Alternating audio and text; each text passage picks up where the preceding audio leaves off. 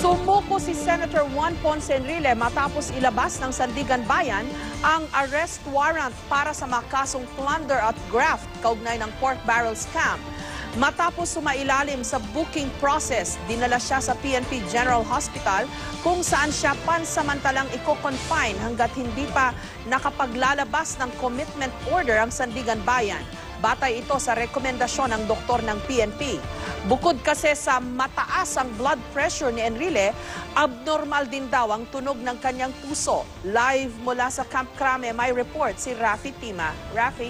Jessica, maraming nakita yung doktor na sumuri dito sa sumukong si Senador Juan Ponce Enrile. Kaya naman inirekomenda niyang dito muna sa ospital sa loob ng Campo Crame ma-detain itong si Senador Enrile. Pero sa pagdating kanina dito ni Enrile sa Campo Crame ay malugod pa siyang bumati sa mga nag-aabang na media.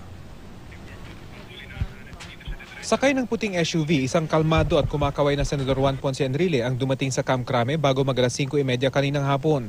Kasunod yan ng warrant of arrest na inilabas ng Sandigan Bayan 3rd Division para sa kasong plunder o pandarambong na kinakaharap ni Enrile kaugnay ng pork barrel scam. Pagubas sa multipurpose hall, agad ineskortan si Enrile papasok sa loob at hindi na pinayagan pang sumunod ang media. Gaya ng mga naunang inarestong sina Senador Bong Revilla at Senador Jingo Estrada, kinunan din si Enrile ng fingerprints, mugshots at mga impormasyon para sa booking process. Sumailalim din siya sa medical examination at lumabas na mataas ang blood pressure ni Enrile na umabot sa 200/90. Batay sa findings ng doktor, kinakailangang dalhin sa medical facility si Enrile. He will have to be brought to the custodial service. But please take note that during the booking process, mayroong medical and physical exam. And we will also rely or depend on the final recommendation of the doctor on duty on how or where he might be best suited to be detained until we return the warrant. Bago mag-alas 7 ng gabi, inilabas na si Enrile sa multipurpose hall para dalhin sa PNP General Hospital sakay ng ambulansya. Niyakap at hinalikan niya ang anak niya si Katrina Enrile na kasama niya hanggang sa emergency room ng ospital. Kwento pa niya, puro libro raw ang baon ng kanyang ama. Habang wala pa ang commitment order mula sa Sandigan Bayan, sa PNP General Hospital na muna pansamantalang i-detain si Enrile, pabor sa hiling ng kanyang kampo. Nagpadala naman ang request sa mga abogado ni Enrile sa PNP na gawing confidential ang mugshots at booking process ng senador. Balak din daw nilang mag-hire ng petition for bail para sa kasong plunder ni Enrile. Nasa labas na po yung warrant of arrest natin for the plunder. Dahil inabot na ng alas 3 ng hapon ang paglabas ng arrest warrant, hindi na dumaan ng Sandigan Bayan si Enrile, kaya dumiretso na lang siya sa Camp Crame galing sa kanyang bahay sa Dasmariñas Village sa Makati. Kasama niya ang kanyang mga anak na sina Katrina at Jack Enrile. Pagdating sa People Power Monument, sinalubong siya ng hepe ng CIDG na si Chief Superintendent Benjamin Magalong na sumama sa paghatid kay Enrile sa Camp Crame. Jessica, base sa impormasyong ating nakuha ay sa isang di-aircon na kwarto sa loob ng Camp Crame Hospital na nanatili itong si Senador Enrile.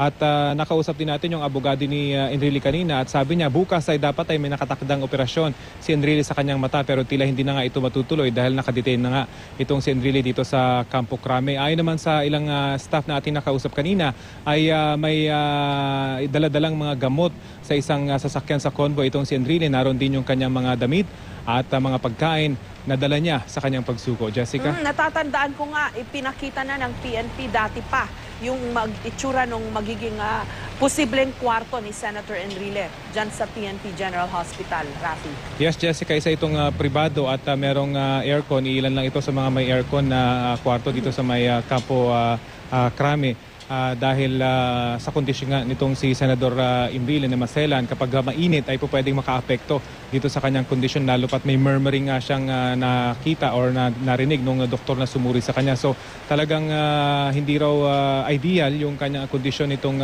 90 years old na si Senator Enrile. Kaya naman ngayon lang ay nabalitaan natin, Jessica, na mag-uusap yung mga pribadong doktor nitong si Senator Enrile at yung mga doktor ng ospital dito sa Campo Crame para pag-usapan yung kanyang medical condition.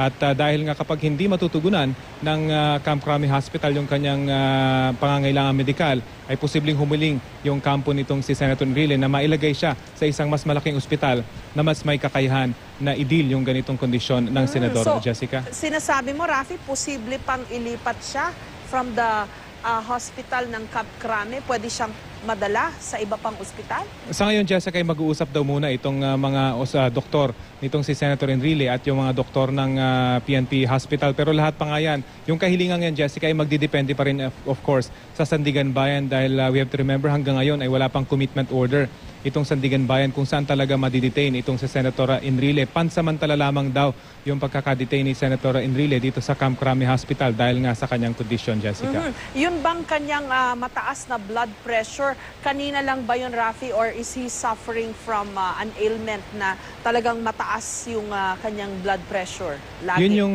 gusto sana nating malaman dun sa doktor na sumuri sa kanya, Jessica, at ilan sa kanyang dun sa kanya medical staff, pero hindi natin nakausap yung kanyang medical staff. Yung namang doktor na sumuri sa kanya, sa ating impormasyon, yun lang yung nakita niya kanina. Hindi pa naman niya daw nasusuri itong si Senator Enrile before, pero nung makuha nga yung blood pressure kanina, yung ganun yung lumabas. Pero yung isa sa mga ikinabahala nung doktor ayon sa ating nakausap ay yung murmuring na kanyang narinig nung kanyang suriin itong si Senator Enrile, Jessica. Maraming salamat sa iyo, Rafi Tima.